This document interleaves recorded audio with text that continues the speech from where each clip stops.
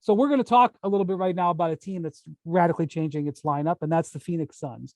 So not 100% sure Durant is going to come back for Friday's game against the Thunder at home. He kind of was hedging a little bit and talking to some folks in the organization. They're not sure, although it seems unlikely that he's going to be able, because you want to scrimmage and then you want to see how you react to a scrimmage. They're not practicing until Thursday. Seems like it might be tough for Friday. I'm planning on going out to Phoenix for the game on Friday. So we'll see if I'm seeing Durant or not. But Is they it have a homestand or just one game? No, they go on a road trip. They actually have a couple of high profile games coming up here. They play Sunday in Milwaukee, and then they are on the road for the week, and then they finish their road trip in Dallas. Sunday after, a week from this Sunday afternoon ABC game. Durant, Kyrie, Luka, Chris Paul, Booker. Hopefully everybody's healthy. That'll be an interesting one. Also this Sunday, I believe that the Mavericks play the Lakers on Sunday afternoon. So lots of interesting storylines coming up now that we're in full swing basketball season. The premium Sunday games and Saturday games are coming because these are the games, these matchups they've been saving until after football season. But the Suns, Kirk, I think are going to be in a fascinating situation with the lineup that they're going to deploy. They've already been one of the league's best teams with, when they're all healthy. And now they trade two of their starters, Bridges and Cam Johnson, bring in Durant to pair him with Booker on the wing. The possibilities of what this team can do offensively are incredible. Yeah, that's exactly what I've been studying since we got the news. There's a couple things that jump off the page. Obviously, the top four players are pretty clear. One question we have to figure out is who's going to be the fifth player. But you're exactly right. This is the fifth ranked team in the West, and it's not often that the fifth ranked team in the West becomes the betting favorite to come out of the West. That's unusual, and it obviously has everything to do with the Durant trade. The 18th ranked offense in the NBA, that's such a misleading stat right now, Brian, because that number is already 120 when Booker has played. He's missed a lot of time. I can't wait to see this offense for one sort of nerdy reason. And Spears, and you guys will appreciate this. These are three elite mid-range talents in the era of endless catch and shoot threes. What we're about to see with Devin Booker, Kevin Durant, and Chris Paul is three professors of mid-range scoring lining up and just punishing teams that over the last few years have sort of been trained to give up these mid-range shots and not guard this forsaken area between the paint and the three-point line. Well, Kevin Durant finds efficiency there better than anybody in the history of the game. And this is the one stat that I've hovered around with Kevin all year in the 25 years since they've been tagging shot locations in NBA games. Nobody has put up better mid-range shooting numbers, no volume scorer, than Kevin Durant has this season. The only one close was Kevin Durant last season. So he's better than Dirk. He's better than Jordan. He's better than Kobe. This is going to be fun to watch and impossible to stop. I can't wait for these Suns offensive possessions because they're just going to punish teams in a really unique way, I think, Brian. Yeah, Spears, I think so. Torrey Craig has been starting most of the year because of injuries to Booker and Cam Johnson. Yeah. It'll be interesting to see if he stays in the starting lineup. He's actually having the best shooting season of his career. He doesn't get a lot of attention. He doesn't shoot that many threes. Yeah. He's shooting over 40%. But Josh Okogie, who kind of got promoted to the starting lineup in this interim period while Durant's still coming back from a knee injury, he's had four of the better games of his career, certainly four of the best games of the last couple years. And that's the thing about the Suns, like their front office just traded away the farm to get Durant, but they have also done a good job of backfilling this roster. Yeah. Damian Lee has been one of the Damian Lee's a guy that they signed, has been one of the top 3-point shooters in the league. Okogie, who they got for cheap, has been really good. Torrey Craig, who they've acquired a couple of different times, has been a good starter. So anyway, I don't know whether Monty Williams will go with Okogie or stick with Torrey Craig, but with what Kirk said, like there's a firepower here, Spears, that we're going to witness. Well, and obviously, with Jay Crowder not being on the roster basically this season. Like the Suns bench has been a really huge concern. So even if those two guys, one of those two guys you mentioned, stays in, like let's Craig stays in the starting lineup. So I don't think it's a bad thing because I mean somebody has to not have to have the ball, right? Right. Somebody's got to stand over there and space the floor. Yeah. Yeah. So, but what I like though is like say Josh Okogie's still on the bench. You got Damon Lee on the bench. TJ Warren is on the team now. I really like the addition of Terrence Ross. Yeah. Yeah, he had veteran 17 guard. points in his first game with them. Exactly. Darius Bazley is an interesting kid who I've seen like some flashes of. I don't know how much he'll get to play for the Suns, but I like him. So they're, to me, like their bench got a lot better and deeper. And I mean, I don't know how much the Suns are healthy. Those guys are going to really, really play. But to have Warren and Ross on your bench, man, like those are two really, really good players. So I think obviously it's an upgrade, with Kevin Durant. But now they're also have rid themselves of the Crowder situation. They have a really good bench, a better bench now. And then if you look at the standings, like Phoenix, they're only 4.5 out of the second spot. And like Denver's too far away. I don't think they'll mess with Denver, but if they could get it rolling, I do think I expect them at minimum to at least move up in the top 4 in the West, if not even better. Memphis didn't go into the break playing that well. Now, We'll Memphis is one of the changes. big things we got to watch in the second half, man. Yeah. They lost their mojo a little bit. But they'll get Steven Adams back relatively soon. So that'll help. But I'm curious to see, I mean, Durant's a big addition, but I just feel like with Chris Paul there, that they're gonna gel quickly. Yep. And he and Book and I think Ayton's gonna get some of the easiest shots of his life. like easy putbacks, easy stuff in the post. Because when you have those three guys on the perimeter, I mean, it's about to get real easy for DeAndre Ayton, who's So I am not the league in field goal percentage. He's the guy who Durant used to play with, Nick Claxton, is there for a reason because of what Durant would do. And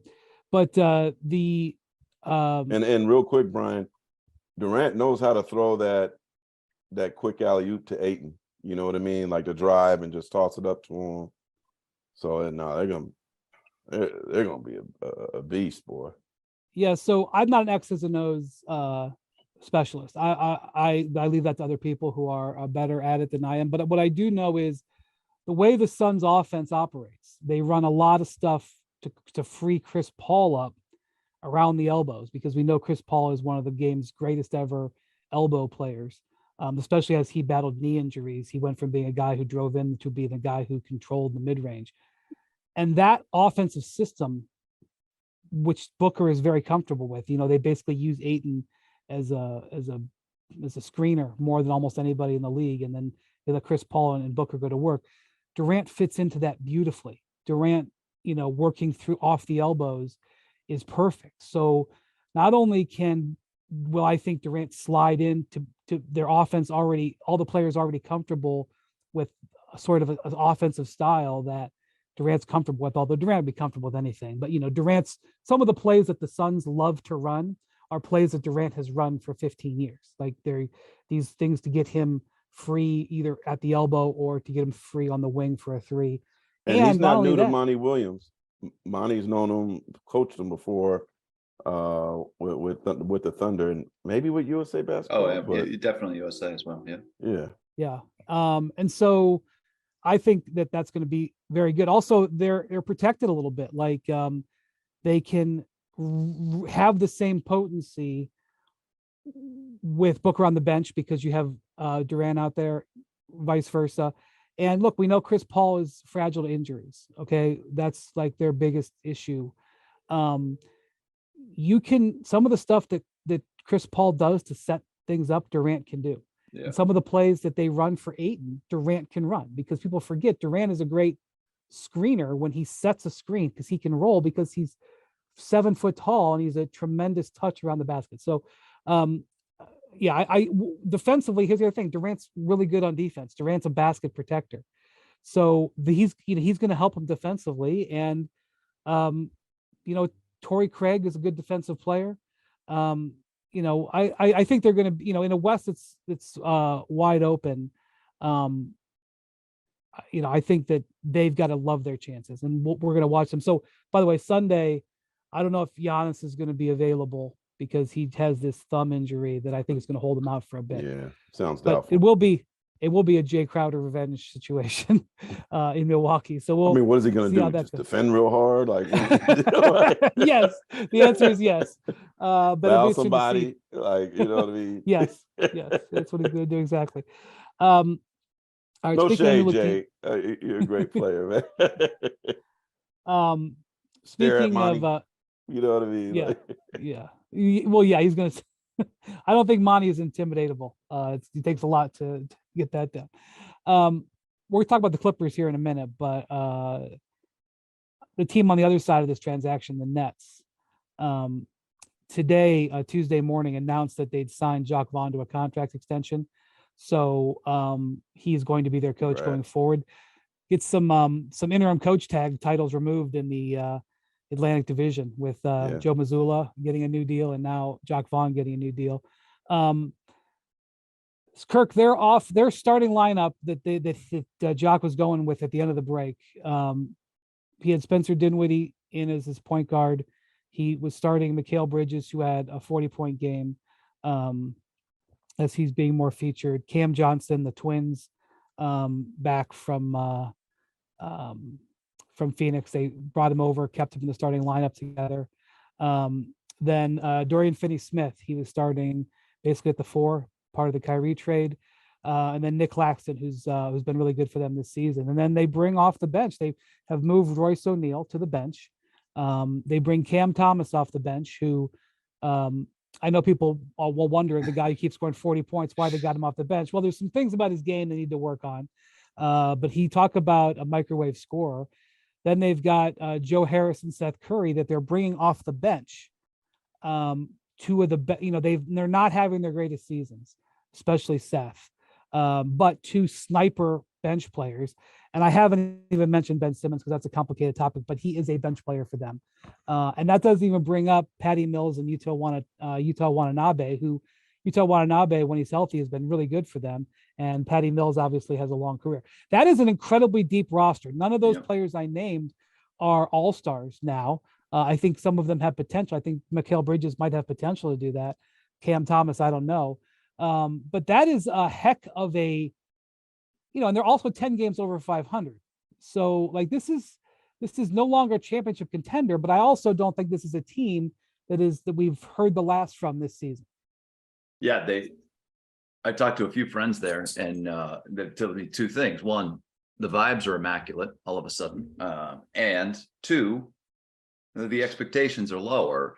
And you hit on a couple things. This is a good roster. This is a playoff team, but they're not expecting to win a championship. I think one of the challenges that Jacques Vaughn is looking at now, we talked about sort of these teams coalescing in a limited amount of time remaining in the regular season. This is one of the harder ones. Spencer Dinwiddie is being asked to sort of run a more traditional offense.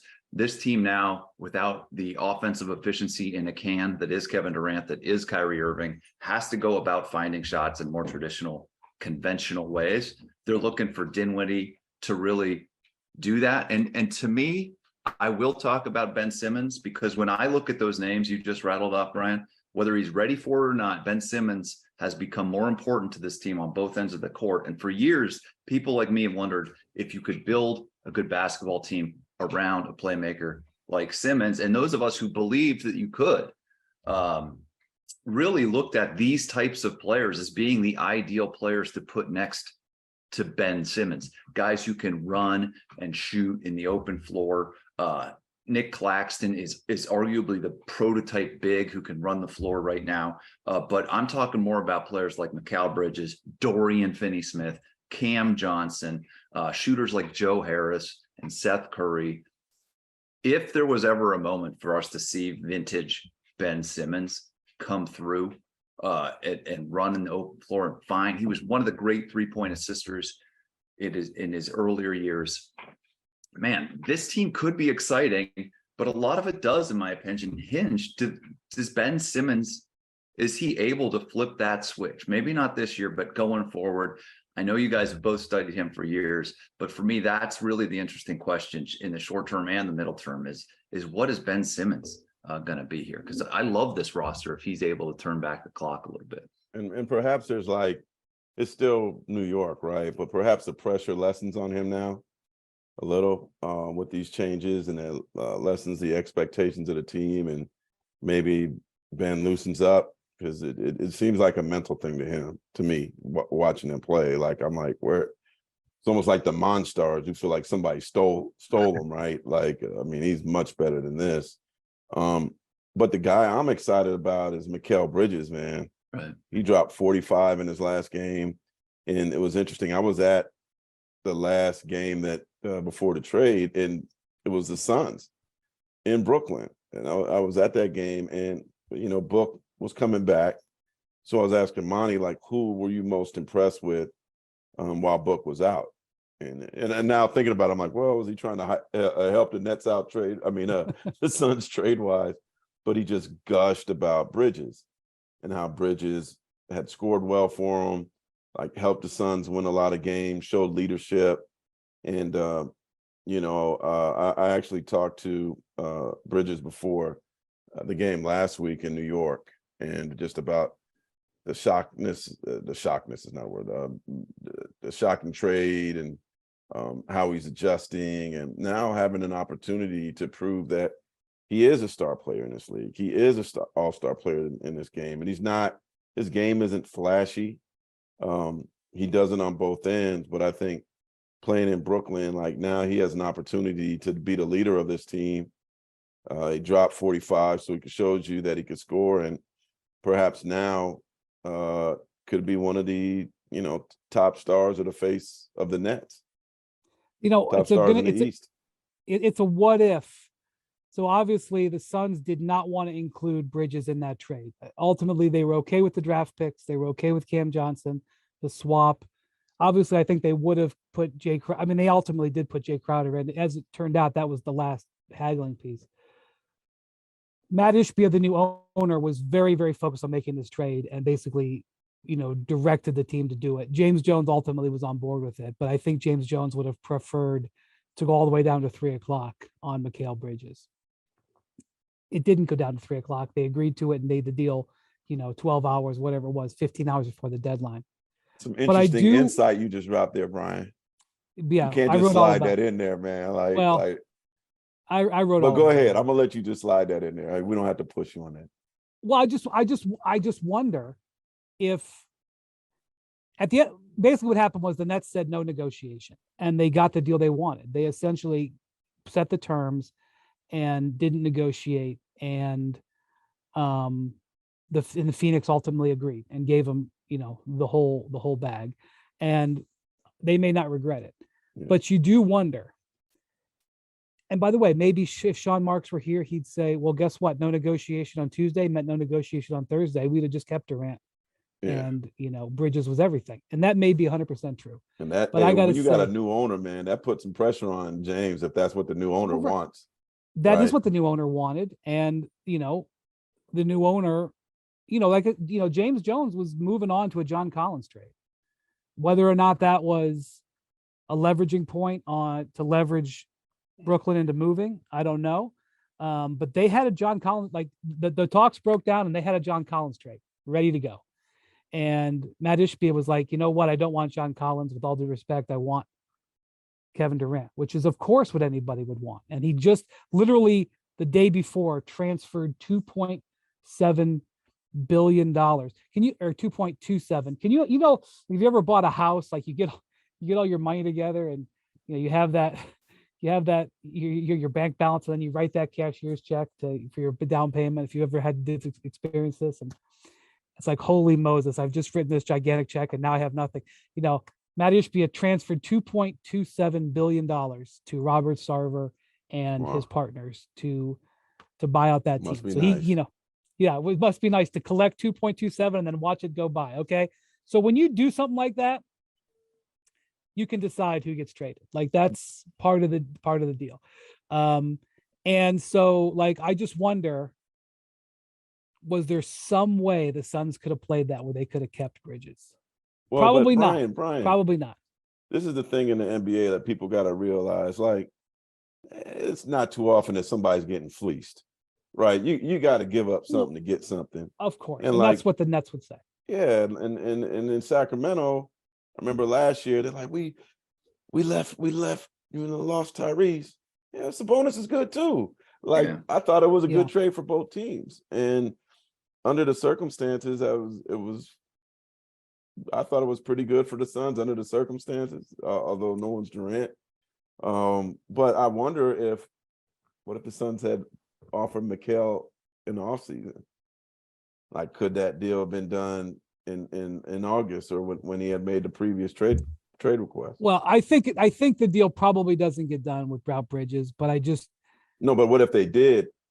Like, last summer. yeah, like look, I'm a big Kevin Durant fan, man. You could have Bridges, you could have that gorilla mascot. Like, can I send some cactus? Like, what do you want, man? Could I get some passes for the W pool in Scottsdale? Like, what do you need, man? Right. Ultimately, that's what they decided. They decided that as much as they love Mikal Bridges, they love Kevin Durant more. So that's just, I'm just saying though, like they were trying to figure out a way to do that deal without Bridges in it. Obviously they couldn't do it. But like, come on now, like it's Kevin Durant. Like, what do they expect? Well, they're trying to win the title. That's what they're trying desperate? to do. No, they're trying to win the title for him. This ain't like Kyrie's situation. Well, and that's the position that the Nets were taking, and that's why they didn't get a deal last summer. Yeah, and it took the Suns putting in basically everything they had to get him now. So, thanks for watching ESPN on YouTube. For live streaming sports and premium content, subscribe to ESPN Plus right now.